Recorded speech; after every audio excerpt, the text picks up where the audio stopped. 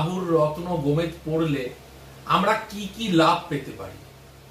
দেখুন, যাদের প্রেমের সম্পর্কে তৃতীয় ব্যক্তি চলে আসে, বিবাহিত জীবনে তৃতীয় ব্যক্তি চলে আসে, চারিত্রিক বদনাম ঘটছে, চারিত্রিক দুর্বলতা আসে, যারা নেশায় আসক্ত হয়ে পড়ে, এগুলো কিন্তু টোটালটা করায় রাহু।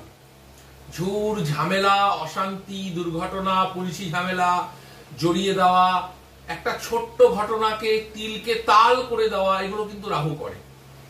এগুলো থেকে মুক্তি পেতে কিন্তু রাহুর রত্ন জ্যোতিষীরা গোমেদ ধারণ করতে বলে।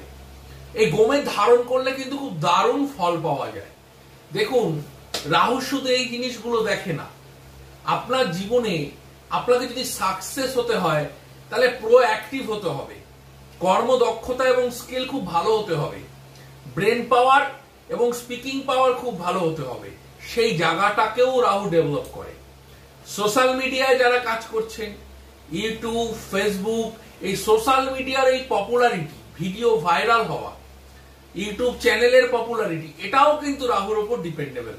তাই যারা এইসব রিলেটেড কর্ম করেন তাদেরও কিন্তু গোমেদ রত্নটা ভীষণ বেনিফিট দিতে পারে।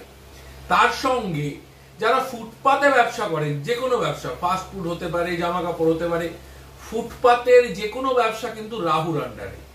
এবং রাহু এমন একটা গ্রহ, শনি সহায় থাকলে ফুটপাত থেকে কোটিপতি কিন্তু রাহু বানাতে পারে। তাহলে এই গ্রহ রত্নটি গোমেদ আমরা কারা কারা ধারণ করব?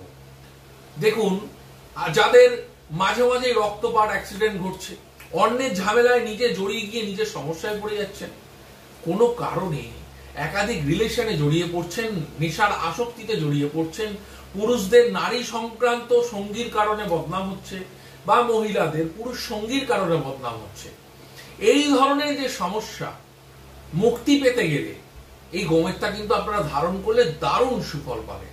তবে গোমেদ ধারণ করার আগে মনে রাখতে হবে, সব রাশি, সব লগ্নের কিন্তু এই গোমেদ রত্ন ধারণ করা যাবে না। গোমেদ ধারণ করার আগে অবশ্যই একজন অভিজ্ঞ জ্যোতিষীর পরামর্শ নিয়ে তবেই গোমেদটা ধারণ করবেন। সকলে ভালো থাকবেন। নমস্কার।